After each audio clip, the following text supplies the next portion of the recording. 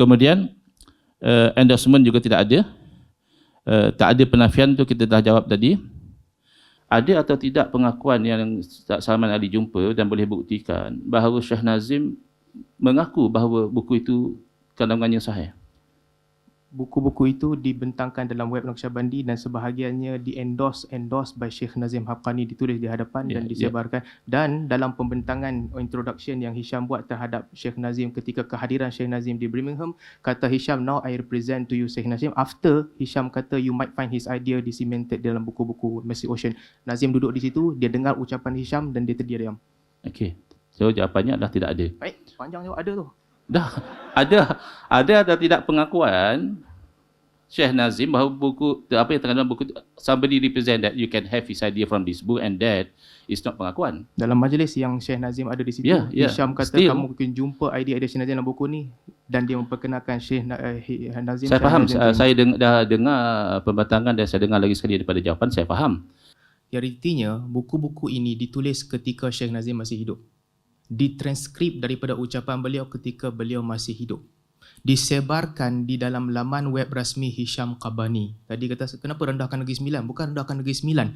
Hisham is the main scholar bersama-sama dengan Muhammad Adil. Dua pilar utama, satu di Asia, satu di US, Hisham dan juga Adil. Saya tak boleh pakai Jabatan Mufti kata bukan, tak, ni dua pilar.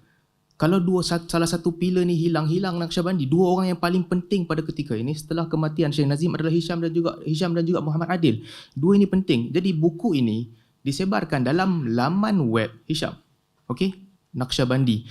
Yang ketiga, dengan kehadiran Sheikh Nazim, Hisham sebut kamu akan dapati idea dia banyak terdapat dalam buku Mercy Ocean. Banyak dalam buku ini. Hisham sebut dan Sheikh Nazim diam. Ketika Sheikh Nazim hidup, buku-buku ini telah disebarkan oleh ramai orang ketika dia masih hidup, tahun 80-an, 90-an.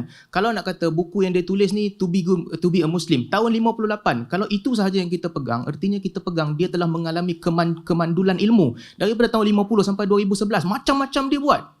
Banyak idea yang dia sebarkan yang terdapat dalam buku Mercy Ocean ni.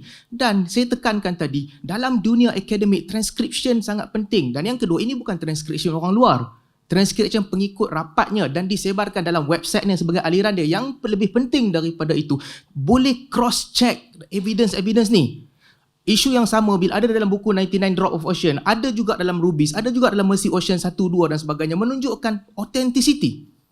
Tetapi Mercy Ocean yang banyak ni, yang kita dah baca 30, ada lebih daripada itu, tidak ada penafian daripada murid-murid beliau. Dan yang lebih penting, kata murid beliau yang paling utama, Hisham Qabani, antara murid beliau yang paling utama, most of you will have encountered him and his message disseminated in this series, Mercy Ocean, as well as in numerous tapes and video. I won't delay any longer and present to you Maulana Sheikh Nazim. Ini kata Hisham Qabani. Artinya, pada muridnya, kalau nak tahu pemikiran Nazim Haqqani, ini adalah lubuknya. Ini adalah tempatnya, iaitu buku Mercy Ocean yang ditulis oleh Sheikh Nazim Haqqani.